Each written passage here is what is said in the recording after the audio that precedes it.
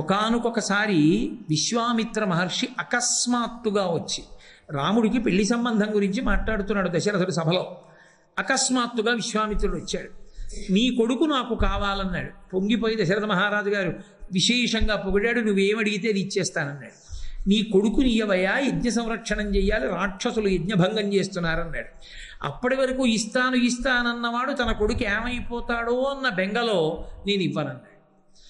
ఇవ్వనంటే విశ్వామిత్రుడు బ్రహ్మర్షి కనుక మాట తప్పినవాడా 10 కాలాలు బతుకని ఆశీర్వచనం చేసి వెళ్ళిపోతున్నాడు. వశిష్ఠ మహర్షి లేచారు. నాకు తెలుసు విశ్వామిత్రుడెవరో, ఎందుకొచ్చాడో నాకు తెలుసు, అంత అమాయకుడు కాడు. నీ కొడుకుని అస్త్ర విద్యలో సుసంపన్నం చెయ్యాలని వచ్చాడు. రాముణ్ణి శ్రీరాముణ్ణి చెయ్యాలని వచ్చాడు. కాబట్టి రాముణ్ణి విశ్వామిత్రుడితో పంపన్నాడు. వశిష్ఠుడి మాట విని దశరథ మహారాజు గారు కొడుకుని పిలిచి సపుత్రమూర్ధ్యుపాఘ్రాయ రాజా దశరథ ప్రియం దదౌ కుశికపుత్రాయ సప్రీతేన్ అంతరాత్మన అన్నారు మహర్షి. అంతా ధర్మమే, రామాయణం అంతా ధర్మమే. ఆ కొడుకు 2 చెక్కిళ్ళు ఇలా పట్టుకుని తల వంచి మూర్ధన్య స్థానమునందు ఆఘ్రాణించాడు. వాసన చూశాడు. ఒక వయసు దాటితే పిల్లల్ని ముద్దు పెట్టుకోకూడదు. ఆ వాసన చూసి విడిచిపెట్టేశారు. అందుకే దీర్ఘాయుష్మంతుడు కొడుకు కావాలి అంటే ముద్దు పెట్టుకోడు తండ్రి. మీరు ఇప్పటికీ చూడండి, బాలసారే అని నామకరణ, బాలసాల కాదు బాలసారే, బాలసారే నామకరణ మహోత్సవం చేసేటప్పుడు ఆ నామకరణంలో ఆ కొడుకుని ఒళ్ళో పడుకోబెట్టుకున్నటువంటి తండ్రి అంగప్రత్యంగములను స్పృశించి కొడుకు యొక్క మూర్ధన్య స్థానాన్ని ముట్టుకుని వాసన చూస్తాడు. కాబట్టి దశరథుడు కొడుకు యొక్క దీర్ఘాయుర్దాయాన్ని కోరి వాసన చూసి దదౌ కుశికపుత్రాయ విశ్వామిత్రుడికి ఇచ్చేశాడు విశ్వామిత్రుడు. ఆయన ఏం చెప్తే చెయ్యి అన్నాడు. బయలుదేరాడు రామచంద్రమూర్తి. రాముడు ఎక్కడున్నాడో లక్ష్మణుడు అక్కడ ఉంటాడు. ఇద్దరూ నడుస్తున్నారు. ముందు విశ్వామిత్రుడు నడుస్తున్నాడు, వెనక రామలక్ష్మణులు వెళుతున్నారు. వాళ్ళు రాచకుమారులు, చిన్నపిల్లలు. ఎక్కడికి ఎడుతున్నారు గురువుగారు? రాముడు అడగలేదు. ఇక్కడికి ఎడుతున్నాం విశ్వామిత్రుడు చెప్పలేదు. ఆయన ముందు వెళ్ళిపోతున్నాడు, వెనక వీళ్ళిద్దరు వెళ్ళిపోతున్నారు. రచన చేస్తున్న వాల్మీకి మహర్షికి ఎంత సంతోషం వేసిందో. తండ్రి పరమశివుడు, గురువుకి తండ్రికి అభేదం. తండ్రి గురువు, గురువు తండ్రి. అందుకే గురువు గారికి శిష్యుడు కొడుకుతో సమానం. వయస్సుతో సంబంధం ఉండదు. వయస్సుతో సంబంధం లేకుండా పుత్రసముడవుతాడు. కాబట్టి అటువంటి గురువు ముందు నడుస్తుంటే వెనక రామలక్ష్మణులు నడిచి వెళ్ళిపోతున్నారు. అలా చాలా దూరం వెళ్ళిపోయాడు. వెళ్ళిపోయి విశ్వామిత్ర మహర్షి ఆగాడు. వెనక్కి తిరిగి చూశాడు. రామా, ఇంత దూరం నాతో వచ్చావా? ఎక్కడికని కూడా అడగలేదా? ఒక చిరునవ్వు నవ్వాడు. అందులో ఎంత తృప్తో! గురువుని అనుగమించడంలో ఏమి పూనికయా రామా? ఇది అమ్మ నేర్పింది. గురువు ఎంత గొప్పవాడో, గురువు వెంట వెళ్ళడం ఎంత గొప్పదో నేర్పింది. చాలా సంతోషపడిపోయి వెంటనే ఒక మాట అన్నాడు. నీళ్లు తెచ్చుకుని ఆచమనం చెయ్యి. ఆచమనం చేస్తే శరీర శుద్ధి కలుగుతుంది. మా భూత్కాలస్య పర్యయ మంత్రగ్రామం గృహాణత్వం బలామతి బలాంస్తథ. గురువు తలుచుకుంటే ఏమీ పడవు. ఆచమనం చేయి, మంత్రముల యొక్క సమూహాన్ని నీకు ఇచ్చేస్తున్నాను అన్నాడు. ఇచ్చేసాడు. అయిపోయింది. మరునాడు ఉదయం లేచారు, వెళ్ళారు. తాటక కనపడి పెద్ద చప్పుడు చేస్తోంది. ఇప్పుడు ఆ తాటక కనపడగానే ఇన్ని అస్త్రాలను ఇచ్చేశాడు కదూ, ఒకటా రెండా, ఎన్ని అస్త్రాలు ఇచ్చాడో. ఇన్ని అస్త్రములను ఇచ్చేసిన తర్వాత మంత్రములతోటి తాటక కనపడింది. కనపడితే తాటక గురించి చెప్పాడు. చెప్పి రామా బాణం వేయి అన్నాడు. రాముడు వేయలేదు, ఊరుకున్నాడు. వెంటనే విశ్వామిత్ర మహర్షి అన్నారు, అంటే ఆడదాన్ని చంపితే మహాపాతకం అని ఆలోచిస్తున్నావా? అందుకని వెయ్యట్లేదా బాణం అని ఆయన అన్నారు. నృశంసం వా ప్రజారక్షణ కారణాత్ పాతకం వా స దోషం వా కర్తవ్యం రక్షతా సదా రాజ్యభారనియుక్తానాం దేశధర్మ సనాతన. ఏమి రామాయణం అండి! అద్భుతంగా మాట్లాడతారు విశ్వామిత్ర మహర్షి. ఏష ధర్మ సనాతన, ఇది సనాతన ధర్మం రామ. నువ్వు వెయ్యవలసిందే బాణం. ఒకవేళ తాటకని చంపేస్తే నీకు మహాపాతకం వస్తే స్త్రీ హత్య చేశావని రాని అనుభవించు. ఎందుకు అనుభవించాలో తెలుసా? నృశంసం వా ప్రజారక్షణ కారణాత్ పాతకం వా స దోషం వా కర్తవ్యం రక్షతా సదా. నువ్వు రాజకుమారుడివి, క్షత్రియుడివి, కాబట్టి నువ్వు వెయ్యవలసిందే బాణం. రాజబిడ్డగా పుట్టి అంతఃపురాలలో కూర్చుని నేతి అన్నాలు తినడానికి కాదు. ప్రజలను రక్షించడం కోసమని చెప్పి అవసరమైతే మహాపాతకమైన తాటకా సంహారం చెయ్యవలసిందే, వేయి బాణం. కాబట్టి ఏషధర్మ సనాతన, నువ్వు వేయి బాణం అన్నాడు. అది గురువు అంటే. ఉన్న మాట ఉన్నట్టు శాస్త్రాన్ని ప్రమాణం చేసుకుని విశ్వామిత్రుడు మాట్లాడాడు. రాముడు అన్నాడు తిరిగి, నరుడిగా వచ్చినవాడు కదూ, మీరు చెప్పారు కాబట్టి బాణం వేసేస్తాను అనలేదు. గురువుగారు వేస్తాను బాణం. ఎందుకు వేస్తానో తెలుసా? పితుర్వచన నిర్దేశాత్ పితుర్వచన కారణాత్ వచనం కౌశికస్యేసి కర్తవ్యమని శంకయ.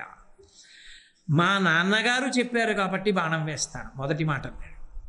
ఎందుకని? ఈ లోకంలో అందరికన్నా కూడా ఒక వ్యక్తికి అత్యంత ఉద్ధారకుడు ఎవరు అంటే కొడుకు. కొడుకుని మించిన ఉద్ధారకుడు ఇంకా లేడు. ఎందుకంటే తండ్రికి కొడుకు పుట్టేటప్పుడు హృదయక్షేత్రము నుండి తేజస్సు కదిలితే మాత్రమే కొడుకు పుడతాడు అని. కొడుకు చెయ్యగలిగినటువంటి అద్భుతమైన ఉపకారం ఒకటి ఉంటుంది. ఏమిటా ఉపకారం అంటే, వాడు ప్రాయశ్చిత్తం చేస్తాడు శరీరానికి. ఆ శరీరంలోంచి ప్రాణం వెళ్ళిపోయిన తర్వాత శరీరాన్ని పడుకోబెట్టి ప్రాయశ్చిత్త మంత్రాలతో అభిమంత్రిస్తాడు శరీరాన్ని. అగ్నిహోత్రంలో వేయడానికి హవిస్సుగా మారుస్తాడు. శరీర దహనం చేయరు, హవిస్సుగా మారుస్తారు దాన్ని. అంటే యజ్ఞపాత్రలో అన్నం పట్టుకుని అగ్నిహోత్రంలో వేస్తే ఎంత మంగళప్రదంగా వేస్తారో అలా దాన్ని హవిస్సుగా మారుస్తాడు ఆ శరీరాన్ని. ఆ హవిస్సుగా మార్చేటప్పటికి ఆ శరీరాన్ని అంటి ఏ దోషం లేకుండా చేస్తాడు.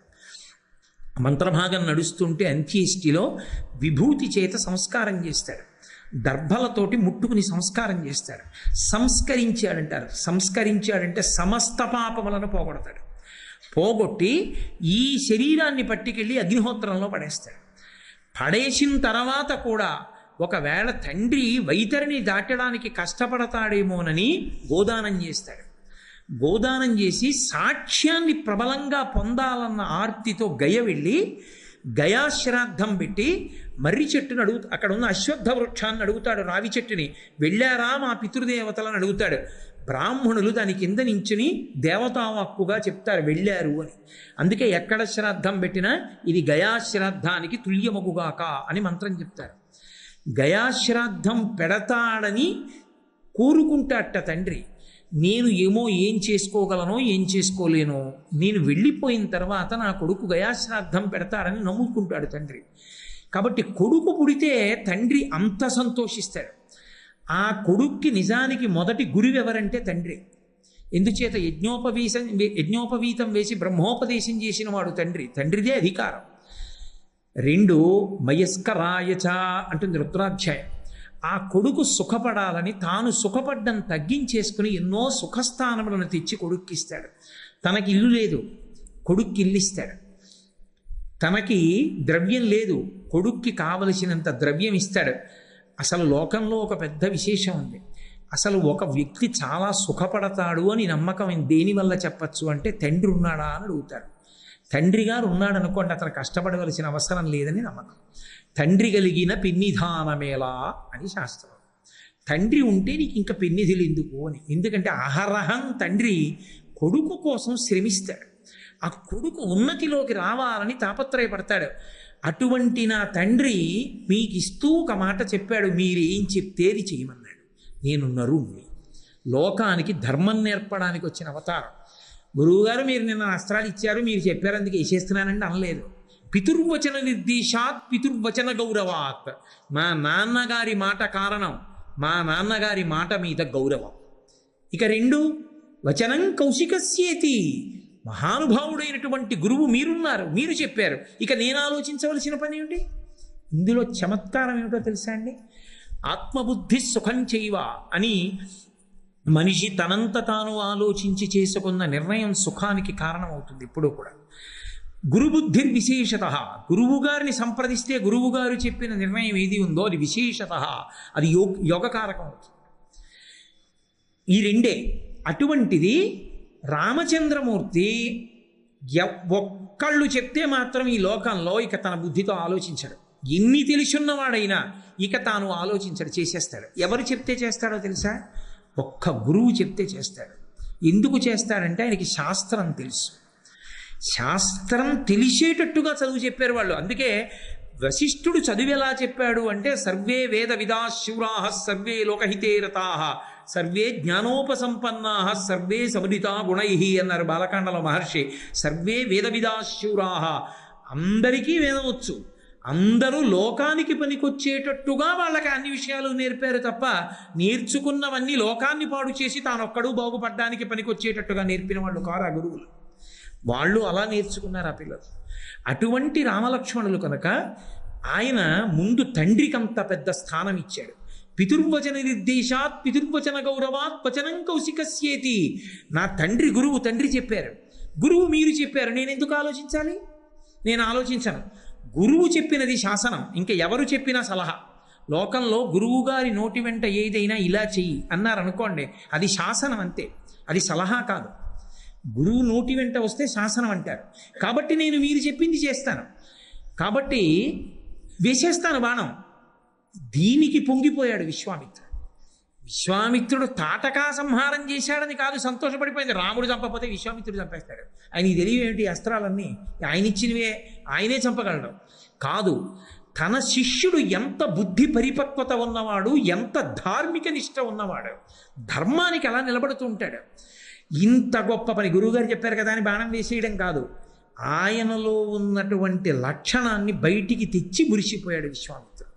అంటూ ఒక మాట అన్నాడు, అంటే అసలు నీకు కూడా ఒక ఆలోచన అన్నది ఏదైనా ఉందా? ఎందుకు చంపమన్నానో పోనీ ఆలోచన ఉందా? నేను చంపమన్నాను, చంపేస్తున్నావు, నేను ఎందుకు చంపమన్నాను, నీకేమైనా ఆలోచన ఉందా? అనుకుంటారేమో. గోబ్రాహ్మణ హితార్థాయ దేశస్యాస్య సుఖాయ చ తవ చైవాప్రమేయస్య వచనం కర్తుముజ్యతః. నేను ఓ గురుదేవా ఎందుకు చంపుతున్నానో తెలుసా? గోబ్రాహ్మణ హితార్థాయ, గోవుల యొక్క బ్రాహ్మణుల యొక్క హితం కోసం చంపేస్తున్నాను. అదేంటంటే మిగిలిన వాళ్ళు పాడైపోయినా పర్వాలేదా అంటే, వీళ్ళిద్దరు ఉంటే మిగిలిన వాళ్ళు కష్టాల్లో ఉన్నా బయటికి వస్తారు. ఎందుచేత? బ్రాహ్మణుడు ఉంటే ఎవరికి కష్టం ఉన్నా వాళ్ళ కష్టం తీరడానికి యజ్ఞయాగాదులు చేస్తాడు, వేదం చదువుకున్నాడు కాబట్టి. వేదం చదువుకున్న బ్రాహ్మణుడు ఉన్నా యజ్ఞం చేయడానికి అక్కడ అలకాలంటే, భూమిని శుద్ధి చేయాలంటే గోమయం ఉండాలి, హవిస్సు ఇవ్వాలంటే ఆవు నెయ్యి ఉండాలి. ఆవు నెయ్యి, ఆవు పాలు, ఆవు పెరుగు, ఆ గోమయం లేకుండా ఎక్కడి నుంచి చేస్తారు? పంచగవ్య ప్రాసనం ఎలా చేస్తారు? అందులో గో ఉండాలి. ఈ రెండు ఉంటే లోకంలో మిగిలిన వాళ్ళ కష్టాలు తొలగించవచ్చు. దీని గోబ్రాహ్మణ హితార్థాయ, వాళ్ళిద్దరినీ తాటక చంపేస్తోంది, దేశం పాడైపోతోంది. అందుకని గోబ్రాహ్మణ హితార్థాయ దేశస్యాస్య సుఖాయ చ తవ చైవాప్రమేయస్య, అప్రమేయమైనటువంటి దివ్యమైన తేజస్సున్న మీరు చెప్పారు, ఇంకా నేనెందుకు ఆలోచిస్తాను? తవ చైవాప్రమేయస్య వచనం కర్తుముచ్యతః, కాబట్టి నేను వేస్తాను బాణం.